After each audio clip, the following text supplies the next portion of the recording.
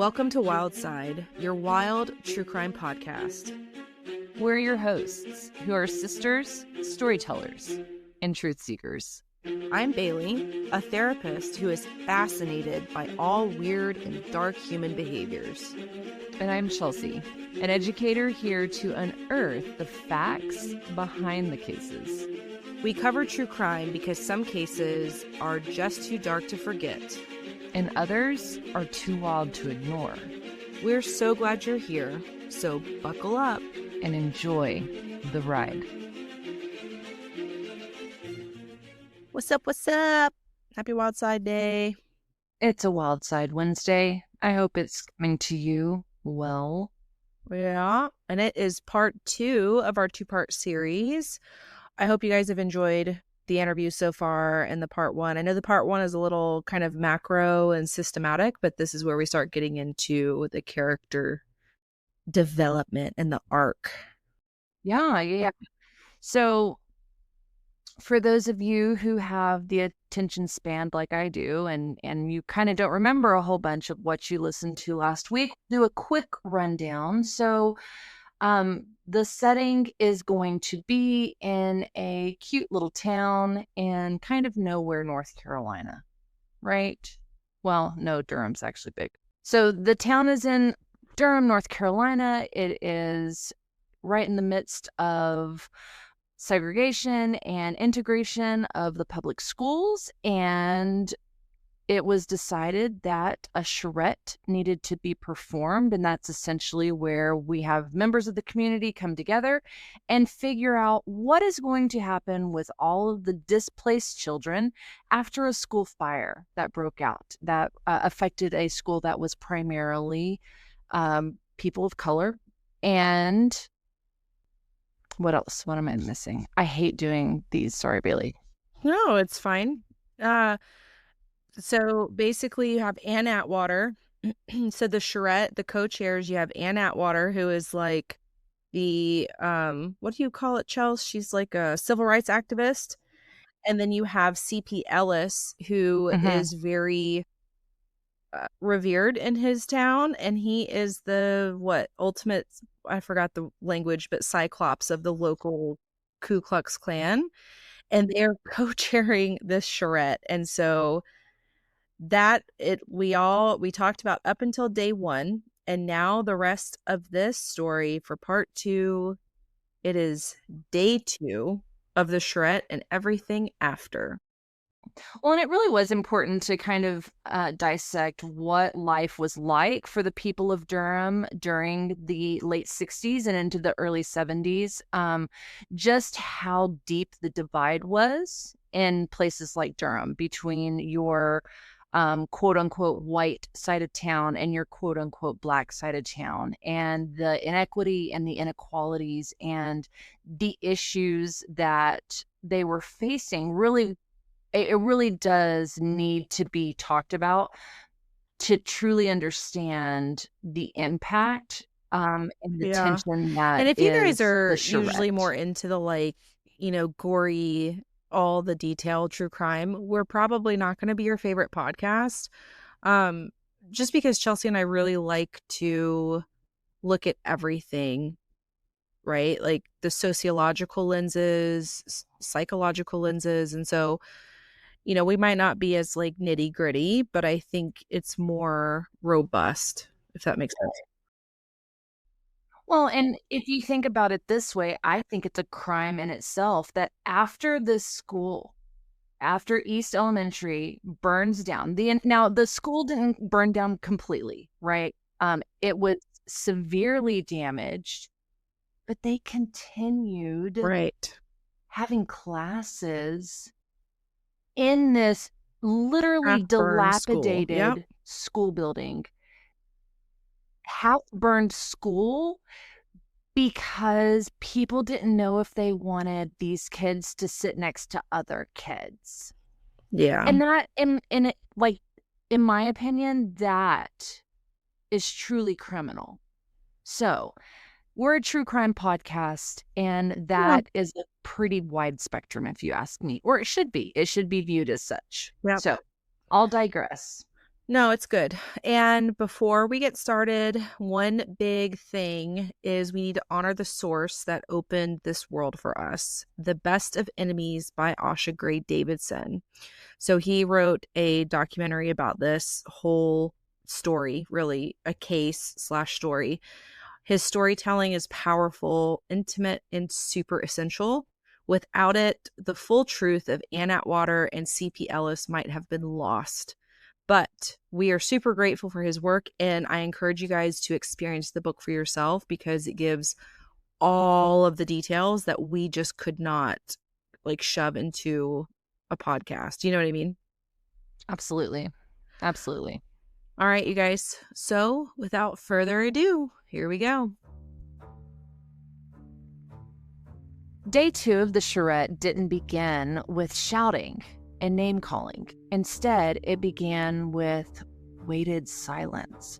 When the doors opened that morning, the electricity from day 1 was gone, and it was replaced with a heavy quiet like fatigue. Anne walked in first, tired but unbroken, as someone who could fill a room simply by standing in it. Anne looked like a woman who'd spent the night fighting a battle in her own head. Her jaw was set, her posture steady, and she chose a seat where she could see the entire room. Then CP walks in, a man unsure of how to engage outside his Klan circles. He tugged at that faded green suit, shoulders rigid, eyes scanning for threats, allies, or an escape route.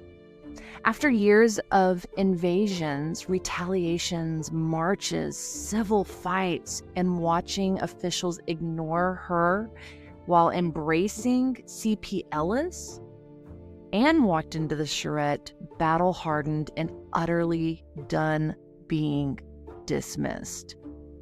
So when she sat across from CP on day 2, she wasn't exactly looking at one man, as she was more looking at a whole system, one that had hurt her family, hurt her community for generations.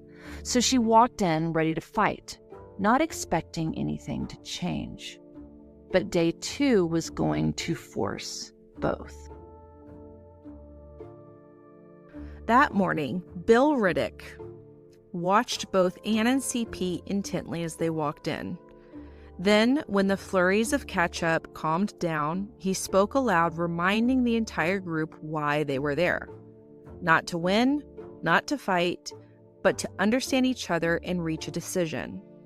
Everyone in that room knew day 2 could change everything, and Bill Reddick's directions were intentional. He began by jumping directly into the most volatile subject, education, which was Durham's biggest crisis. But the charrette had one rule. You had to sit in the discomfort long enough to actually hear the person across from you. And slowly the room began to shift. Stories started to pour out. The pain surfaced, and the realities of 2 very different Durhams came into open air. Then one of the many pink elephants in the room, a white parent standing up and saying bluntly that white children shouldn't have to attend school with black children. The room froze. Every head turned, not to the man who said it, but to C.P. Ellis.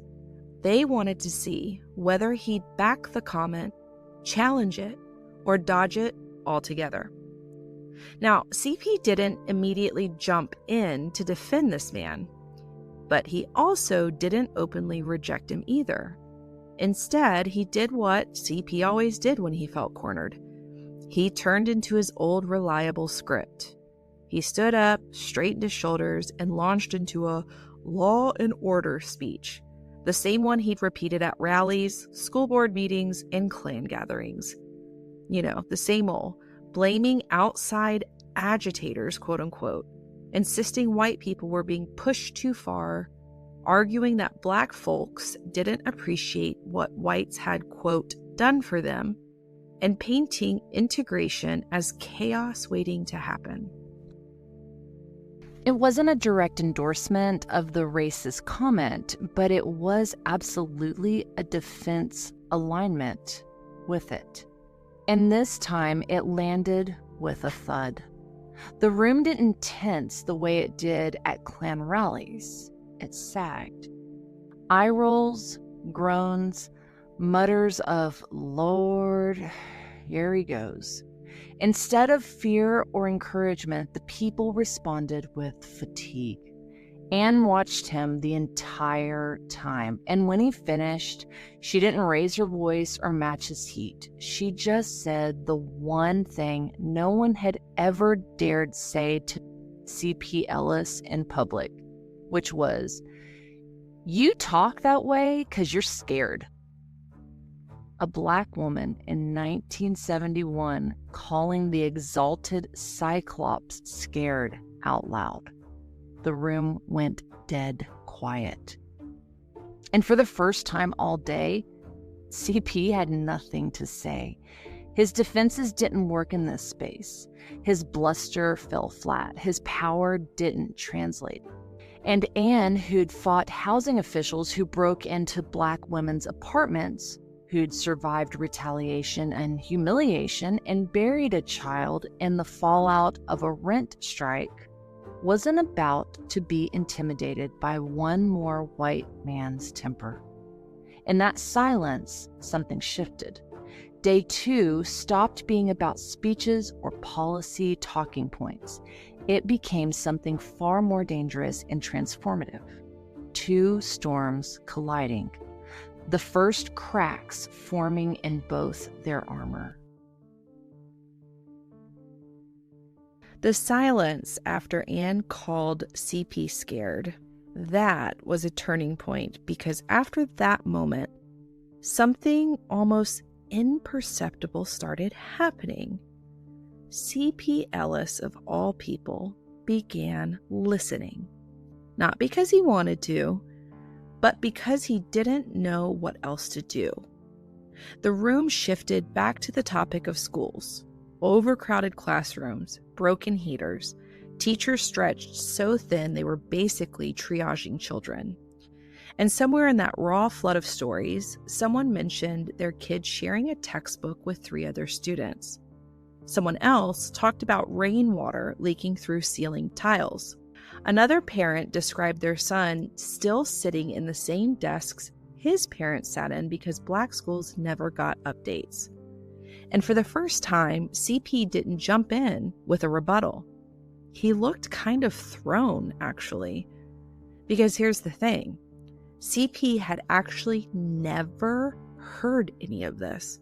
He'd lived his whole life in a white bubble where Black suffering was invisible or explained away, or most often, blamed on Black people themselves.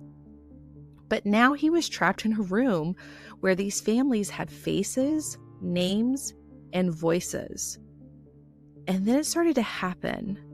The moment the entire committee noticed, CP nodded in agreement. A tiny nod, almost nothing, but everyone saw it. He had actually agreed with Black struggles out loud that one of the school buildings was in terrible condition. The Black parents of the room froze. The white parents glanced sideways. And even Anne Atwater herself blinked because she just couldn't decide whether to challenge him or just watch the unfolding. And suddenly, that's when really the air in the room started to change. And slowly the narrative in that room started shifting from us versus them to we all live in this broken city. Truth sneaks in through the smallest, most unexpected cracks. That nod from C.P. Ellis, that tiny, reluctant, almost accidental nod, was the first sign that the charrette was working. It wasn't kindness, or not at this point. It wasn't a political shift. It was simply recognition.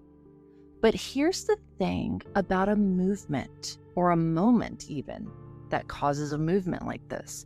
Recognition in this case for CP was dangerous because the second he nodded, he realized something horrifying. He'd just agreed with the enemy, with Ann Atwater, in front of the allies, the white folk, right?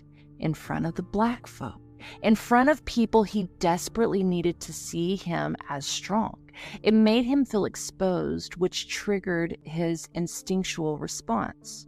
CP leaned straight back into fear. CP Ellis sat still, angry, arms crossed, jaw locked, not because of what Ann said, but because of what he had just admitted to. That nod had slipped out before he could stop it. And now he was scrambling internally to recover his footing. But Bill, being the genius that he was, interrupts, not with a challenge, not with a correction, but with a simple request. And the request was for C.P. Ellis to pray for the group. And it lands like a strike straight through CP's armor. Because prayer, believe it or not, is the one role in CP's life where he had ever been told he had value. Long before he became Exalted Cyclops, he'd been the Clud, which is the chaplain for the Klan. Prayer was the only thing people had ever complimented him on. It was the only time he stood in front of a room and felt respected. So when Bill Riddick asks CP, CP agrees instantly. He bows his head and begins to pray. Not as a Klansman, not as a politician, not as a tough talking white dude defending the quote Southern way of life, but as someone who desperately wants to be useful. He prays for peace, for guidance, for their children. And Ann, man, she's observant. She watches him the entire time, and she realizes something. CP praying in this volatile, divided room doesn't realize he is exposing the softest part of himself. Now, Ann, she's smart. She doesn't cut him off. She doesn't mock the irony of a Klansman praying for peace. She simply listens and sees a glimpse. And for the first time, CP realizes that the woman he has hated most is actually listening to him. And once two people catch even a glimpse of each other's humanity, well, they can't unsee it. And I think really what that really is what this is. You know, I think that was one of the parts that struck me the hardest in this case, is realizing that if you're looking at either side, thinking that on the other side of that fence it's your enemy, but then to see your enemy do redeemable things, like your enemy praying for peace or your enemy being just a decent human being, that is kind of that's an unraveling in itself. You know, like it really does start breaking down the narrative that has been built up either by yourself or by your community or and sometimes it's generational. Yeah. Right. And rightly so. Some of it, you know, there is truth to both sides of it. You know, the ugly parts of it have some truth to it. But that was always, to me, that was what was the most amazing part. Well, one of the most amazing parts of this case was them starting to see, I think you put it perfectly, each other's humanity. Yeah. And this is why it's so important to have dialogue. Because if Ann and CP were never put in a room together, they would never have been forced to see that, right? So we have to be kept in rooms with people that we disagree with. We have to be kept in conversations with people we disagree with. Well, and you had made a point earlier about Bill Riddick's job was to make sure that they were in rooms long enough to get uncomfortable. Mm-hmm. And that, I think, again, is the key. like not just these passing, oh, I've had a conversation with these people, or I've experienced something with them. It's like, but have you actually sat down to the point where you have had to listen and had to get uncomfortable Right.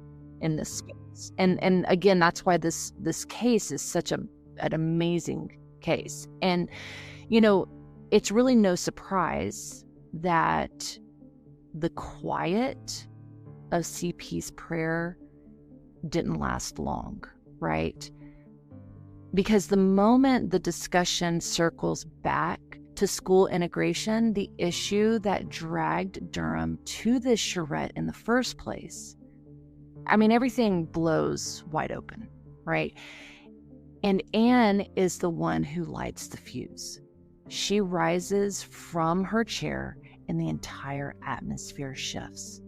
Anne Atwater, she didn't need a microphone. Her presence was its own sound system. And she says that everyone else had been tiptoeing around. That Durham had never cared about Black children, that white officials stall until Black families break, that Black schools are still crumbling while white schools flourish, and that if nothing changes, quote, Durham is gonna burn just like Newark. I mean, it's blunt, blistering, and brutally honest. And across the table, CP's shoulders snap back, because this fire, this force, is the Anne he recognizes. The Anne who led marches into downtown, the Anne who faced down city council, the Anne who terrified him in ways he never admitted out loud. So he does what he always does when fear and shame collide, and he snaps back. He accuses her of stirring trouble, right? Says Black parents should be grateful their schools have anything at all. Then he slides straight into the talking points he knows by heart, the ones the Klan drilled into him. Outside agitators are behind this. Black folks want special treatment. Communists are hiding behind civil rights, right? Yada, yada, yada. And the room freezes. Everyone knows he's crossed into dangerous territory, but beneath the anger, something deeper is happening to him, something the book captures with precision. Anne isn't yelling vague slogans. She's dismantling the system piece by piece, explaining policy failures, naming exact buildings, recounting what she's seen and lived through. Her command of the facts shatters the stereotype he's clung to for years. She's not a caricature, not a threat manufactured by the Klan. She is informed, she's strategic, and unflinchingly real. And that just terrifies him, because it forces him to confront a truth he's never allowed himself to see. His worldview isn't just being challenged, it's being outperformed. Now, again, we have to realize that for literal decades, C.P. Ellis believed he was fighting for his children because he had grown up powerless, humiliated, and ignored. The Klan was a place where he wasn't any of those. They told him a lie that felt like salvation, that if Black people gained rights, white people like him would lose everything. So he built his identity on a lie. Maybe he didn't know that at the time, but that's the truth. And Anne Atwater is starting to crack away at that. Now, he leans forward, jabs a finger at Anne, and shouts, "You're the reason there's trouble in the city." Anne fires back, "No, you are." Now, from the outside, this moment looks like the charrette is about to just collapse. The two most explosive figures in Durham are shouting across the table while participants shrink back and watch. But Bill Riddick doesn't move. And FYI, he is seriously my champion and my hero. He's the coolest dude. And that's the brilliance of Bill. For the first time, Ann and CP aren't fighting about each other in newspaper quotes or yelling across marches. They're fighting each other. They're finally confronting the real human beneath the myth. This is the moment the entire room expects Bill to step in.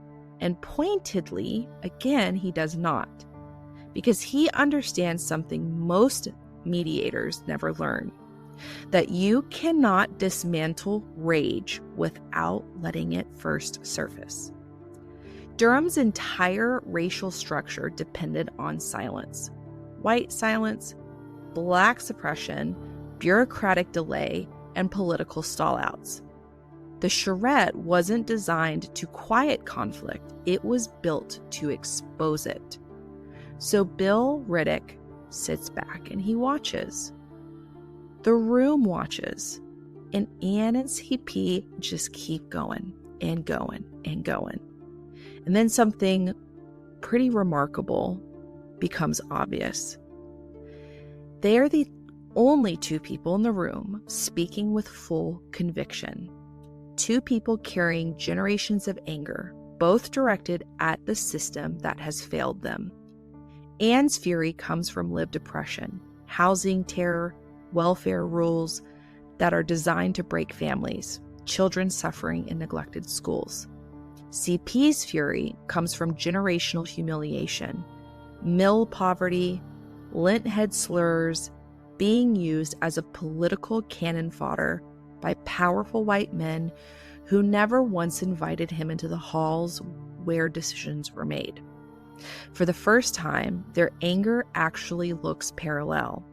And that is the turning point, because the room really sees something that neither side expected, that these two enemies have more in common with each other than with the elites who ran down Durham. When the committees finally emptied out of the end of day 2, the air in the building feels thick enough to make a stew. Everyone else bolts for the doors like they've just survived combat. But Ann and CP don't get to leave. Bill Riddick has already dragged 3 chairs into a little triangle right in the middle of the room and quietly shuts the door behind them. Night sessions. Just Bill Riddick and the co-chairs. #yikes. The first few nights are all sparks and splinters. Anne argues like a woman who has had to claw for every inch of respect she's ever received. CP argues like a man terrified of losing the only scrap of authority he's ever known. When she brings up racist housing policies, he snaps that Black families just want quote-unquote handouts. And then she fires back with stories of her kids shivering in drafty rooms full of roaches while the city told them to, quote, be patient. He grumbles about taxes. She storms about dignity. On the first night, Anne asks a question that shuts the whole night down. She says, CP, what is it you think you're protecting? What do you actually have? He opens his mouth to answer, and nothing comes out. Because the truth is brutal. He doesn't control Durham. He doesn't control policy. He doesn't control his finances, his status, or even his own respect. He barely owns a working car. He's one missed wage away from losing everything. The only place he has ever felt like a somebody is inside a hooded meeting room where men clap because he hates the same people they do. Anne can't articulate all that yet, but she feels it, and Bill sees it. Bill doesn't say a word because night sessions aren't about policy. They're the hours where people stop shouting at each other and start confronting themselves. There's something about the night sessions. After a long day like that, when the building empties, the chatter fades, and the fluorescent lights just kind of hum overhead, it starts to kind of strip people down. Fatigue loosens the jaw, silence invites the truth, and in those hours, the tone of the charrette changes. As the night sessions progress, Anne starts picking up small pieces of CP's life, just in the way where his frustration starts to slip through his anger. She realizes something that shocks her more than his temper ever would, that this man who strutted around Klan rallies wasn't powerful at all. He was broken, worn down, and used. White officials encouraged his bluster because it served them. He said the racist things they wanted, but couldn't be caught saying. The Klan wasn't real power to him. It was a spotlight, possibly the first one that had ever been aimed in his direction.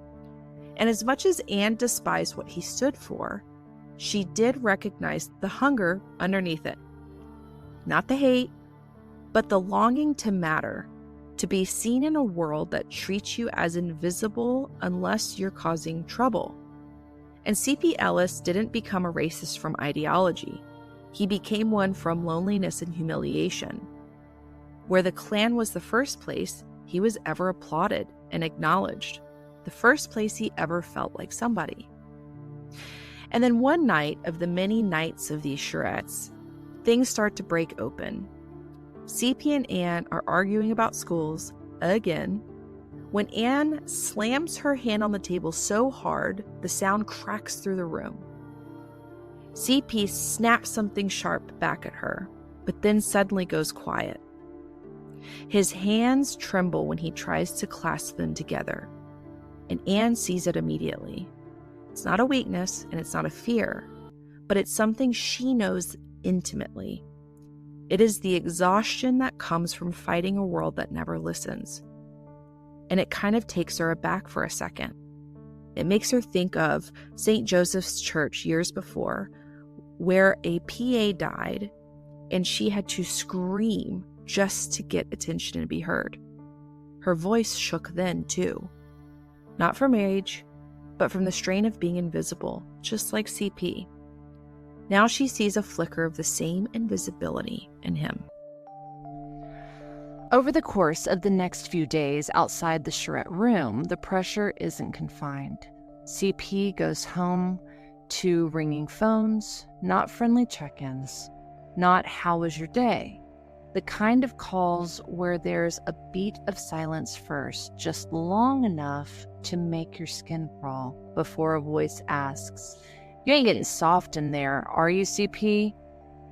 These are his men he's stood under burning crosses with, men who clapped for him, followed him, built him into someone he believed he was supposed to be. And now they wanted answers. They've heard the whispers. Why is that big black woman talking over you? You listening more than fighting, Cyclops? That true, CP? And of course, CP laughs it off at first. He blusters. He reassures them, "Y'all know me, I ain't changing." But the calls don't stop, and soon they're not just calling. They actually start showing up. Leaning against cars outside the building during the charrette, arms folded, just watching. Intimidation that says, "Don't forget who you belong to." Meanwhile, White Durham is tightening its ranks around CP, not with robes, but with handshakes, phone calls, and I mean, if you call it that, polite language. City officials who'd never dare wear a hood still tip him off about agendas. Businessmen send silent donations to the Klan Hall with notes about, quote, keeping things under control. So when CP walks into that room, he isn't just carrying the expectations of Klansmen, he's carrying the unspoken mandate of respectable white Durham. Hold the line. Don't let that black woman walk out of here with a win. While CP is getting pressure from white Durham and the Klan, Anne is catching pressure from the people she loves, from pews, porches, beauty shops, and kitchen tables. Haiti, the all-black district of Durham, is watching this charrette closely, and nobody is neutral about her sitting next to the head of the Klan. Neighbors stop her outside the store. "Why are you even in there with him, Anne?" And then others warn, "Don't let them use you to pretend everything's fine." Because Black Durham had seen this before. The committees, the commissions, the blue ribbon panels, the good neighbor councils. White leaders nodded, smiled, thanked them for their dialogue, and then changed absolutely nothing. Anne's entire life had been built on refusing to be a prop. She didn't show up to make the city comfortable, and the community now expects her to stay sharp, to stay hard, to make sure the city doesn't run the same play they ran on Bacon Street: stall, delay, study, gather information, quote unquote, and stall some more. Both of them, both CP and Anne, without comparing notes and without ever admitting it, walk into day 3 carrying the same message: don't you dare betray us. But the thing neither side is prepared for is this: when you force two people to sit in a room together day after day, when their communities share the same forgotten schools and the same crumbling buildings, when they hear the same stories spoken in different accents, their lives don't just collide, they start to orbit in a way. And that's exactly what begins to happen. By midweek, the fatigue really sets in. People stop posturing, and even the stubborn ones are wearing down. The same problems looping like a broken record. Asbestos, busted heaters, overcrowded classrooms, fire hazards, right? Same thing over and over. This is the day that the charrette shifts to facilities. Not race, not ideology, just the buildings themselves, the place where a city hides what it doesn't want to admit. A city official starts rattling off failing structures. White parents talk about old windows, black parents talk about collapsing ceilings. Anne jumps in with numbers she's memorized from years of fighting. 40 kid classrooms, rats in the walls, heaters that spit fumes, temporary trailers older than some of the teachers. The official gives the line Anne's heard her whole life. "These issues take time, Anne," they say. "We're getting to it, Anne. You know they take time." She leans forward. "Our children ain't got time for their lungs to burn up from them damn heaters." Before he can respond, another voice breaks in. A male voice. A white male voice. And unmistakably, CP shifts in his metal chair and mutters, almost under his breath, "My boys' school don't have no heat either. They got 'em wearing coats indoors. It ain't right." A teacher mentions children sharing desks and adds, "Some schools got sewage coming up the drains. Kids can't even wash their hands." A white mother nods. "We got that too. My little girl came home with rashes."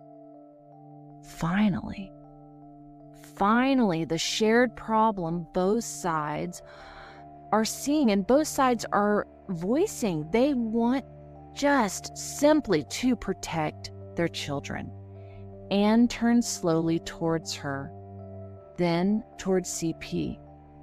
"Y'all got the same mess we do?" It's not an accusation. It's genuine shock. CP shrugs uncomfortably. They don't give a damn about our side of town either. And there it is. The sentence white supremacy depends on poor whites never saying out loud. The sentence that collapses the myth that they've just one rung below power instead of miles beneath it. Anne catches his eye. Just for 2 seconds, he meets it. Not like opponents, not like combatants, just people, just parents. Once you recognize another parent's child is being neglected the same way yours is, the old script starts to strain. They say breakthroughs rarely come with swelling music or triumphant one-liners. Most of the time, they come when people's defenses sag under the weight of pure exhaustion. And that's what starts to happen during the charrette. By the end of day 3, Anne is exhausted and grumpy. The back and forth and emotional pulls day in and day out. And then a young mother in the group mentions she can't afford school supplies for her 2 kids. It's not directed at Anne, and it's not even said dramatically. She just says it, as a matter of fact, part of life. She adds, "I had to choose between notebooks and groceries this month." And that's the moment that Anne breaks. She lifts her hand to speak, but her voice catches, and she tries to swallow it back down, but her tears betray her. She turns her head, wipes her face quickly, hoping that no one noticed. But people do, especially CP. Because here's the thing. Anne Atwater has been this immovable force of righteous fury all week, but now she's just a mother who can relate to the terrible conditions her child and others have had to face. "I've been there," she whispers. "My babies, they went hungry more nights than I care to remember." And CP shifts in his seat because he can relate, and only now really sees just how much Anne Atwater has been carrying for her community, like him. And for the first time, CP Ellis feels something he never expected to feel toward Anne Atwater: empathy. Something that starts to stir deep in the heart of the man who least expected it. After seeing the immovable Anne Atwater cry, CP can't stop thinking about it on the drive home. And when he pulls into his neighborhood, the little mill houses, the peeling paint, the tired porches, he realizes that Anne's world isn't much different from his. CP's wife, Vicky, is waiting at the door, balancing a toddler on her hip, and she looks worn thin. His older boy is on the couch with a worksheet he doesn't understand, shoulders slumped and feeling defeated, not to mention the house is cold again because the furnace keeps breaking and the landlord, you guessed it, won't fix it. And you know these things take time. And this is the moment of his epiphany. He's been fighting the wrong enemy. Not the people who look like Anne, but the people who walk through City Hall smiling at him while ignoring his children in equal measure. The next morning at the charrette, CP Ellis is quiet but still guarded. He's still argumentative and stubborn, but by the afternoon breakout, someone finally asks him why he's so against integration. And CP says, I don't want my kids to be left behind. It's a fear so simple, so universal, it disarms the room. Everyone can relate. He goes on, halting at first, then faster. Like once the dam breaks, he can't stop.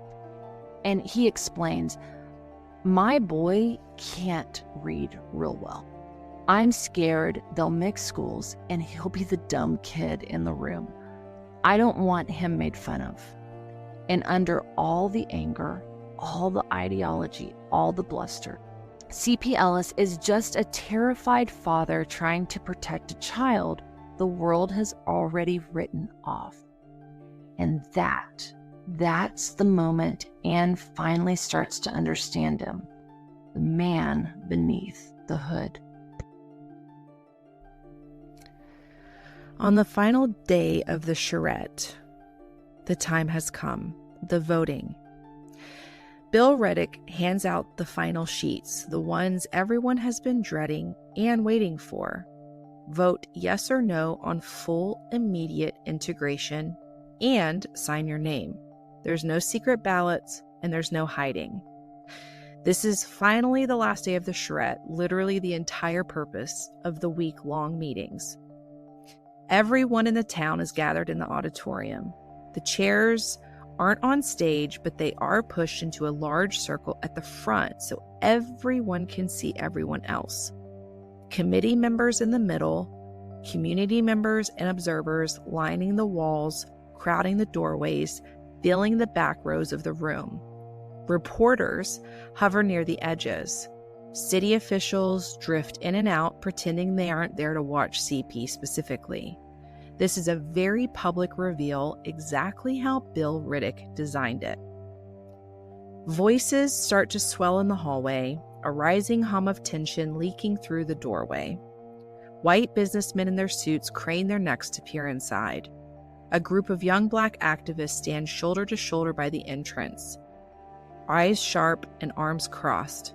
And someone, not sure who, mutters just loud enough for it to carry. "He better stand with his people." Reddick stands at the front of the circle, silent and steady and waiting. And then the entire room goes quiet. Teachers, principals, janitors, PTA moms, preachers, reporters, activists, people who would never sit together in any other circumstance, all watching the man who has spent years defining himself by who he hates. Pens hover over paper. Everyone holds their breath. Chairs creak under the shifting weight. And CP's hand starts to shake, visibly and uncontrollably. Of course, Anne notices, because she's seen it on the faces of black mothers advocating for their children. It's concern. Because she knows exactly what this moment is, a reckoning. A question of whether C.P. Ellis, exalted cyclops of the KKK, will cling to the world that used him or step toward the world he's spent a lifetime fearing. Bill Reddick observes but says nothing. He doesn't step in. He doesn't guide C.P. Ellis. He lets the silence press in, lets the weight of the decision settle like humidity on the skin. And for one suspended knife-edge moment, the future of Durham, its schools, its children, its history, balances on whatever word C.P. Ellis writes next. The room goes quiet except for the soft scrape of paper, a small sound that somehow feels enormous. Every committee member has the final recommendation in front of them. Durham should move to immediate full integration of its schools. Pens move quickly, scratching a yes or no on the paper. But CP sits frozen, gripping the pen so hard his knuckles bleach. Sweat gathers at his hairline, his breath is shallow. He looks less like a man voting and more like a man standing at the edge of a cliff. Reddick watches him with the patience of someone who understands exactly how dangerous and how transformative this moment is. Anne watches too, not with triumph, but with the sober recognition of someone who knows what it costs to break away from the world that shapes you. Finally, CP clears his throat. a thin, shaky sound. He rises. Every eye in the room turns towards him. He stares down at the paper, and then at the group, and then somewhere far beyond them, towards the invisible crowd that has always defined him. Klansmen, co-workers, neighbors, his wife, his daughter behind the counter at 5 Points.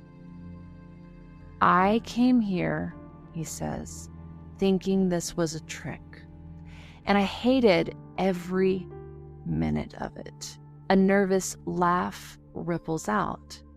His face doesn't change. He goes on to say, but I listened and I learned something. Slowly, painfully, he turns towards Anne. I learned we got some of the same problems. The room freezes. And if we got the same problems, he looks down at his shaking hands, then maybe we ought to be fighting the same fight. And then C.P. Ellis does the very thing not a single soul in that room could have expected. He reaches into his wallet and pulls out the small white card edged in red, United Klans of America. He says, if schools are going to be better by me tearing up this card, I shall do so. And then he rips it in half. Audible gasps cut across the room. Someone drops their pen. Mouths drop. He said, I ain't in that no more. In that moment, he looks both terrified and free. The reaction ripples through the room like an aftershock. First, there's disbelief. Then there's awe. And then something quieter and heavier. Fear. Because everyone understands what that moment really is. It's a death. The death of who CP was allowed to be. The death of the loyalty that gave him status. The death of the bargain poor white men made with white supremacy to feel superior even when they had nothing. Anne knows better than anyone. Men don't just walk away from the Klan without consequences. This isn't a political stand. It's a risk, and a real one. But the room also feels something else, maybe fragile and new. A black teacher wipes her eyes. A white principal nods. Someone whispers, Lord have mercy. And again, Bill Riddick doesn't step in. He lets that moment stretch and settle, lets its weight reshape the room. CP stays standing, trembling, unsure what to do with his own body. And then quietly and instinctively, Anne turns toward him in a gesture of support to CP. He finally sinks into his chair beside her, exhaling like he's just set down the heaviest burden of his life. And around them, murmurs rise. Because Durham has seen a lot of things, but it's never seen this. A Klansman didn't cling to hate. He didn't double down, but rather he crossed a line. And the room absorbs the truth, electrifying and frightening in equal measure. If C.P. Ellis can change, maybe the line isn't as fixed as the city always believed. By the end of the charrette, to everyone's astonishment, and I imagine even to C.P. Ellis himself, C.P. Ellis had voted yes. Yes to Durham. Yes to integration. Yes, that Durham should move to immediate full integration of its schools, and denounced his membership with the KKK. The charrette was a success, to say the least. At the end, when it was all said and done, people began filing out in a stunned hush, the kind of silence that follows something sacred or irreversible. Chairs scrape, papers rustle, but nobody speaks above a whisper. Nobody knows what to do with what they just witnessed. CP doesn't move, but Anne gets up, slings her bag over her shoulder, and then walks towards him. "You all right?" she asks him. "I don't know," he whispers. "You did something big today," she tells him, "bigger than you think." He lets out a broke laugh. "Yeah. And now I gotta go home to folks who's gonna say I lost my damn mind." Anne doesn't argue. She just shifts her weight, arms crossed. "You stood up," she says. "Plenty of folks in this town talk big. You acted." He finally looks at her. "Anne," his voice cracks, You think they're gonna come after me?" She takes a beat, tells him the truth. "Yeah," she says quietly, "they might." His face folds, fear, grief, regret, all tangled together. "But," she adds, "you ain't by yourself, not no more." The words hit him hard because for the first time in his life, a Black woman is offering him protection from the very men he once believed protected him. The hallway outside hums with shock and whispers, but the air around Anne and CP feels suspended, like the world has stepped back to give them room. "I ain't never talked to a Black woman without yelling," CP mutters, "or without trying to prove something." Anne snorts. "Ain't nobody asked you to prove nothing today. That's the problem," he says. "Klan always wants you proving something. Prove you loyal. Prove you tough. Prove you hate who they say you're supposed to hate." His voice trails off, and then he says, "I don't want to hate nobody no more, Miss Anne." And she says, "Then don't. Hate's a choice, same as what you did today." CP's eyes drop to the torn Klan card on the table, two jagged halves. Something that just cannot be put back together. "My people gonna call me a traitor," he whispers. "Say I turned my back." "You did," Anne replies simply, "but maybe you turned towards something better." He breathes out a long, shaky exhale. And then he says, "Why are you talking to me like this? After all I've been, after all I stood for." And Anne holds his gaze, and she said, "Because I know what it looks like when somebody tries to be better than the world that raised them, and I ain't about to let you fall alone." And that is the first plank in a bridge neither of them imagined in their wildest dreams. When they leave the room, not side by side, but not far apart, you can feel the shape of what's coming. A partnership born not from agreement, but from understanding. And in Durham, North Carolina in 1971, understanding is revolutionary. If you take nothing else from this story, take this. The Charrette didn't cure racism. It didn't erase what Durham had survived. It didn't fix a century full of divide overnight. But what it did is it changed two people so deeply that together they changed their city. In the weeks after the Charrette, the school board accepted the committee's recommendations, the ones Anne and CP stood behind shoulder to shoulder. And Durham finally began the long, messy, imperfect process of integrating its schools. For the first time, Black and white parents pushed for the same future, and leading that push were Anne and CP. C.P. Ellis didn't just rip up his Klan card and walk away. He never went back. He denounced the Klan publicly, knowing exactly what that meant, and Anne stayed beside him for every step of that fallout. She protected him, vouched for him, and stood with him as he rebuilt a life without the only identity he had ever known. People in Durham started to say, if you see one, the other ain't far behind. They testified together, they fought zoning battles together, they argued, laughed, prayed, and marched together.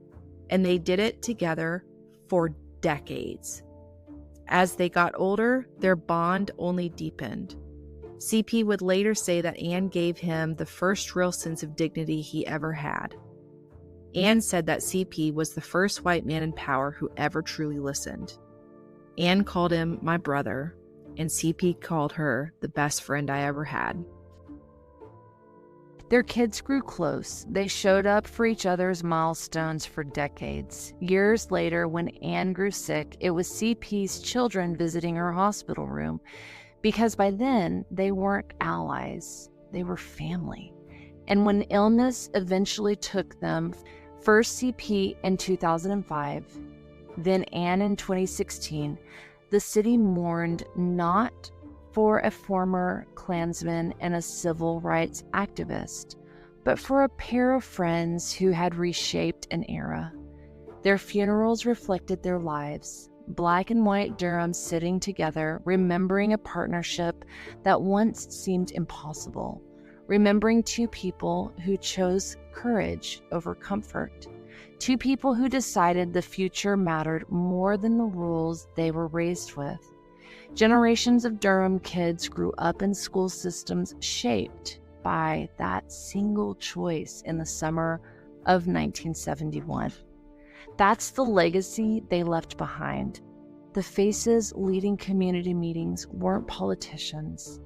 They were Anne Atwater and C.P. Ellis, just two people who refused to stay who the world told them to be. And that, our dear listeners, is the Charrette, the case of Anne Atwater and C.P. Ellis, the best of frenemies. I have chills. Like the whole half end gives me chills. And let me tell y'all something. If you have not seen this movie, is it on Netflix, Chels? Did you just? Yeah, it's called The Best of Enemies. Yeah, and it is so good. Yeah. It's so good that I was like, this isn't real. And then, of course, I did a deep dive into it. And I was like, oh my gosh, like this actually literally happened. And I knew immediately, I was like, I have to cover this case. And I think I watched this after I had run across Daryl Davis and like what he did. And I was like, this would be like the ultimate. Like I would love to be able to, talk to him. And so we hope that this kind of all goes together in a nice, like awful, but pretty box. With the Charrette and the case of CP and Anne, and then also Daryl Davis's work. You know what I mean?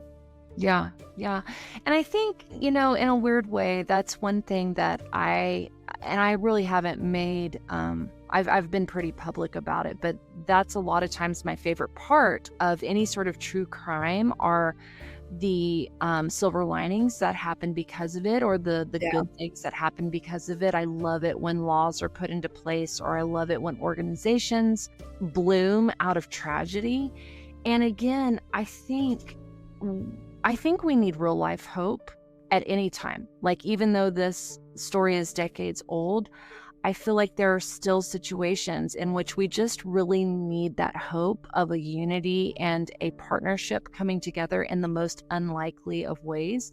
I mean, it's an underdog story that everybody loves to hear, but what I love about this, again, they weren't, triathlon members. They weren't these extraordinary people. They were just everyday people. They just literally were two people that did the right thing, and they were able to swallow their pride long enough to build a relationship. Yeah. And to me, that is such a hope-filled story because, again, it is something that is absolutely obtainable in an everyday setting. You don't Yeah. have to train for hours. You don't have to do anything crazy. You don't have to win a Nobel Prize. You just have to do the right thing and allow yourself to be softened enough to, again, bridge a gap. And I love it. Yeah. This might be an unpopular opinion, but I've heard several times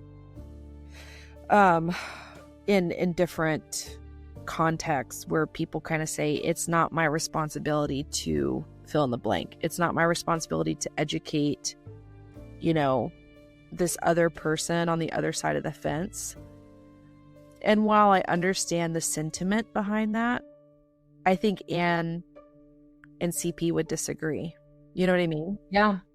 And I think that the only way it's going to change is if you at least try a little teeny tiny bit to see the human underneath the mask, right? And that's what Daryl, I don't know if it came out in part 1 or if it's in part 2, but you'll hear it, where basically he says, I don't hate the racist, I hate racism. Mm-hmm. So it's not the person, it is the ideology. And I think we need to start getting towards that because I think it's a little out of control today, right now. Sure. Absolutely. And one thing that I talk to a lot of times with kids, a really, really popular thing in school is being a leader, right? Be a leader, be a leader, be a leader. And I feel that sometimes you hear stories about Anne and CP. Now, they were pushed into this position, and I think wanted it a little bit more, like she was open to being in it. But CP, I mean, he was kind of just pushed. Hell no. He was really pushed into it. And so one thing that I talk a lot when I work with kids is, sometimes you don't have to necessarily be that really good leader. You can be a supporting role. You don't have to be the front and center. You can also be that person that votes yes on a docket, right? On a vote. Because there were lots of people who were casting votes. Yeah. In the process, right? There were people who voted no for it. There were people who voted yes. There were supporting roles in that. And I think that's another thing that is worth quickly highlighting is, yes, it was CP and Anne, but there were other people involved. You can be a supporting role.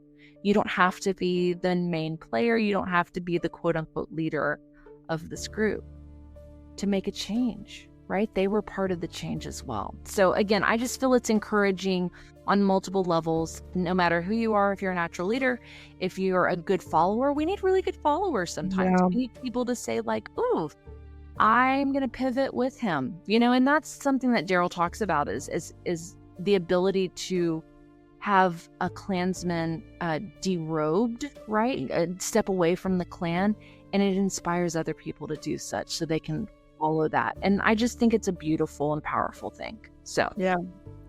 And the last thing I'm going to say is, can we give snaps to Bill Riddick? Yeah.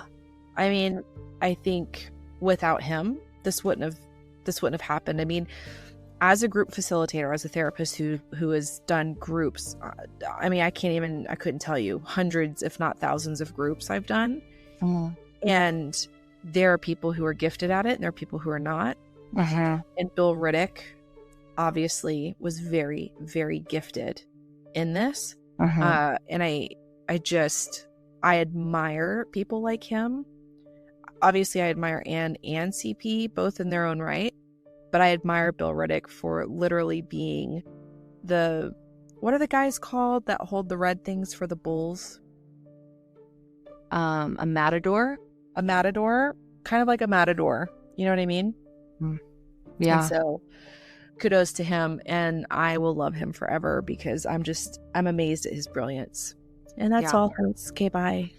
Yeah, like I said, read the book, watch the movie. I know everybody's like, oh, books are so much better than the movies, and they are, and I'm not going to disagree with you, but there's something for me there is something for me visualizing this, because Yeah. sometimes I think it's hard for me to visualize it on my own. And so I really appreciate the the work that goes into making this scene very authentic, because they really did that in this movie.